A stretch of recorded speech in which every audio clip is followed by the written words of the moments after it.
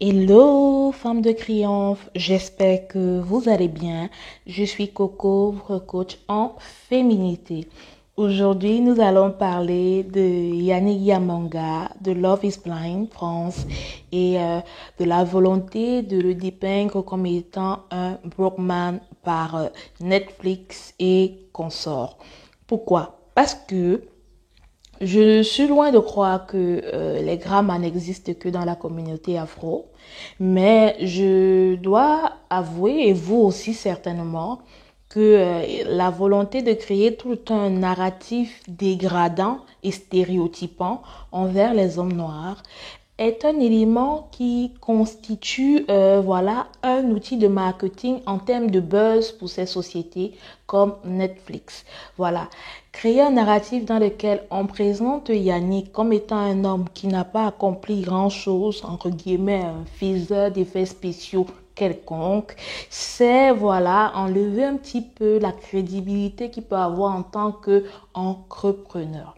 Pourquoi? Parce que quand on observe comment ce jeune homme de 35 ans a été présenté au sein de cette plateforme et mis en avant au sein de la relation qu'il a avec Tatiana, on se rend compte que tout a été volontairement tissé pour que Yannick soit présenté comme un profiteur et à bien des égards comme un gigolo. Ce qui, ma foi, avec tous les éléments qui sont en train de ressentir, est totalement faux. Et on se rend compte que Yannick est voilà un serial entrepreneur avec des business d'ailleurs qui fonctionnent et certainement il fait beaucoup de profit.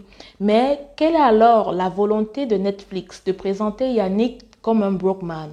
Déjà, la volonté derrière, on peut simplement l'analyser comme déjà dans un premier temps, je le disais tout à l'heure d'ailleurs, que c'est une volonté de faire du chiffre. On s'est rendu compte que le dysfonctionnel vend sur les réseaux. Plus c'est dysfonctionnel, plus ça crée du drama, plus ça vend.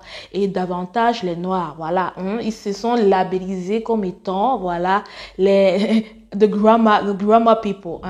Il faut bien qu'on adosse sur vous votre titre de grandma people. Et ça, ils l'ont bien compris. Tant que ça vend, tant que le drama continue de faire le buzz, il faut que ça vende. Et les hommes noirs qui perpétuent le stéréotype des broke men et des hommes qui vivent au crochet des femmes, voilà, c'est vendeur pour Netflix parce que ça va créer des putaclics. Et ça, c'est un sérieux problème pour une communauté qui veut bâtir la richesse.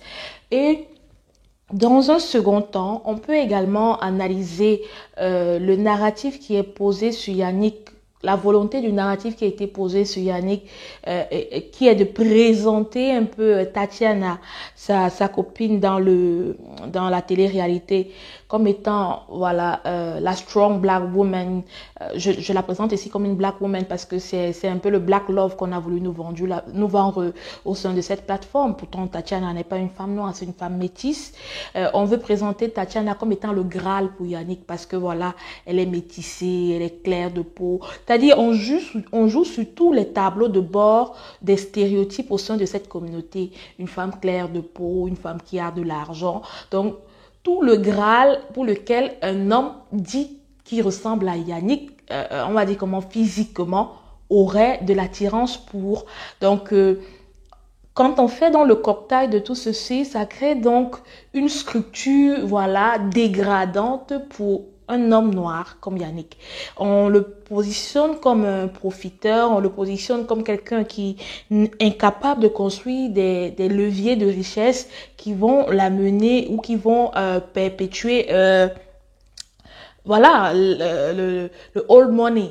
Et tout ça, c'est fait à dessein. C'est pourquoi il est important que quand on vient d'une communauté comme la nôtre, on soit au courant des schémas dégradants dans lesquels on aime bien nous embarquer et que bien que on veuille consommer de la télé-réalité, qu'on garde toujours en image cette conscience permanente que les choses qu'on nous présente au sein de cette télé ne sont pas, des outils démonstratifs de tout ce qui se passe au sein de cette communauté.